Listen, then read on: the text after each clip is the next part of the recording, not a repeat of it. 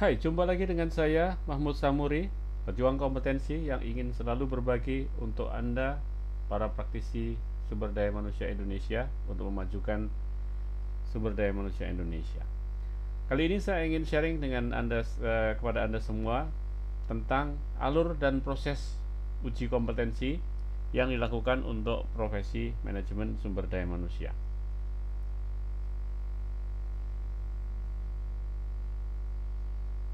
Pertama, asesi akan melakukan registrasi online.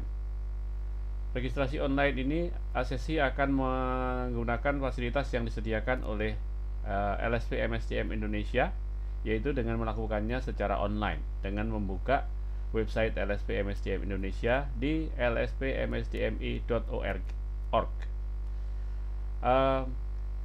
Nanti Anda akan dihadapkan pada formulir yang harus Anda isi, antara lain isian data pribadi, kemudian juga nomor kontak, alamat kontak, dan juga isian terkait dengan bukti-bukti yang akan Anda ajukan. Lebih detail nanti saya akan sharing pada kesempatan terpisah terkait dengan bagaimana tata cara pengisian formulir online. Nah, pada saat Anda melakukan pendaftaran online, Anda diminta untuk memilih tempat uji kompetensi. Tempat uji kompetensi ini disediakan dalam drop down menu yang ada di website LSP. Biasanya kalau Anda adalah merupakan bagian dari peserta pelatihan atau diklat profesi manajemen SDM, dan biasanya akan disebutkan tempat ujinya di mana. Biasanya di tempat yang sama dengan Anda melakukan pelatihan saat ini. Namun apabila Anda melakukan uji kompetensi secara mandiri, biasanya Anda punya pilihan apakah dilakukan di kantor LSP atau di tempat lain yang ditentukan. Nah, pada saat peserta sudah menyelesaikan permohonan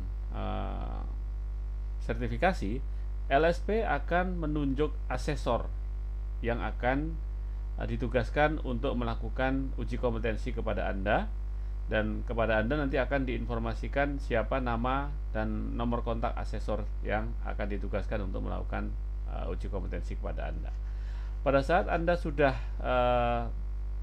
mendapatkan informasi mengenai asesor, saya menyarankan agar Anda segera menghubungi asesor Anda, karena asesor Anda akan sangat membantu ketika Anda ada kesulitan dengan pengumpulan portofolio yang harus Anda bawa nanti pada saat uji kompetensi. Asesor setelah menerima bukti-bukti yang Anda sampaikan, baik melalui Google Drive atau yang melalui flash disk yang Anda kirimkan kepada asesor, maka asesor akan melakukan pra-assessment. Pra-assessment adalah proses pendahuluan sebelum dilakukan uji kompetensi, yang antara lain adalah melakukan pemeriksaan terhadap dokumen-dokumen yang Anda serahkan kepada asesor, dan juga melakukan klarifikasi terkait dengan dokumen tersebut. Nah, pada saat pra-assessment, asesor akan melihat kecukupan bukti-bukti yang Anda sampaikan atau portofolio yang Anda sampaikan kepada asesor, apakah sudah memenuhi kriteria bukti yang diminta. Kriteria bukti yang antara lain valid, asli, terkini, dan memadai. Nah, apabila asesor merasa bahwa bukti Anda dirasa memenuhi kriteria bukti, maka dia akan merekomendasikan bahwa Anda bisa melanjutkan kepada proses uji kompetensi. Nah, proses uji kompetensi dilakukan di tempat yang sudah ditentukan di TUK yang Anda pilih. Prosesnya sendiri memakan waktu kurang lebih antara 2 jam atau maksimum bisa 3 jam kalau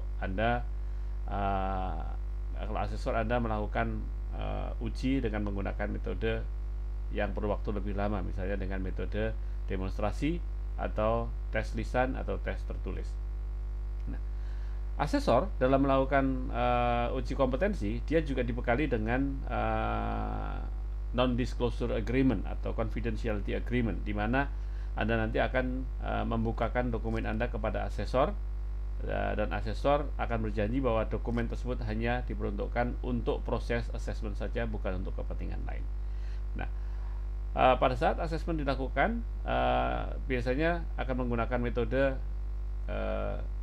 wawancara atau verifikasi bukti, atau bisa juga demonstrasi, atau tergantung kualitas bukti yang Anda ajukan kepada asesor.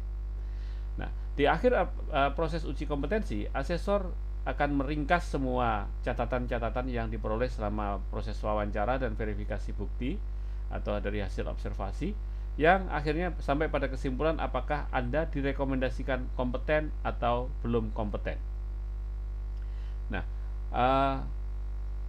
kapasitas asesor hanya sebatas merekomendasikan. Siapa yang berhak untuk memutuskan apakah Anda kompeten atau tidak?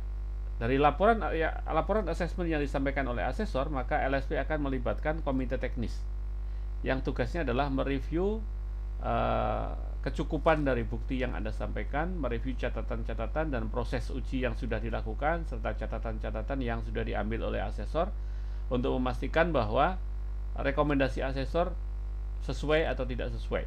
Apabila komite teknis menganggap bahwa rekomendasi asesor sesuai dengan fakta yang sebenarnya, sesuai dengan bukti yang diajukan oleh asesi, maka komite teknis akan menyetujui atau memberikan rekomendasi kepada LSP bahwa Anda dinyatakan kompeten atau belum kompeten. Nah, apabila Anda dinyatakan kompeten, maka LSP akan mengajukan permohonan sertifikat kepada BNSP yang ada logo Garuda Emas, di mana sertifikat itu berlaku secara nasional dan akan diberikan kepada Anda yang berlaku setahun. Anda harus mengikuti surveillance. Surveillance adalah proses verifikasi ulang apakah kompetensi yang sudah Anda capai tersebut masih Anda laksanakan atau Anda masih mempraktekkan kompetensi tersebut dengan mengajukan bukti-bukti yang relevan dengan unit kompetensi sesuai dengan skema yang Anda sudah disertifikasi sebelumnya. Nah, apabila dokumen-dokumen yang Anda ajukan dianggap memadai, maka Anda akan menerima perpanjangan masa berlaku sertifikat Anda selama 3 tahun lagi.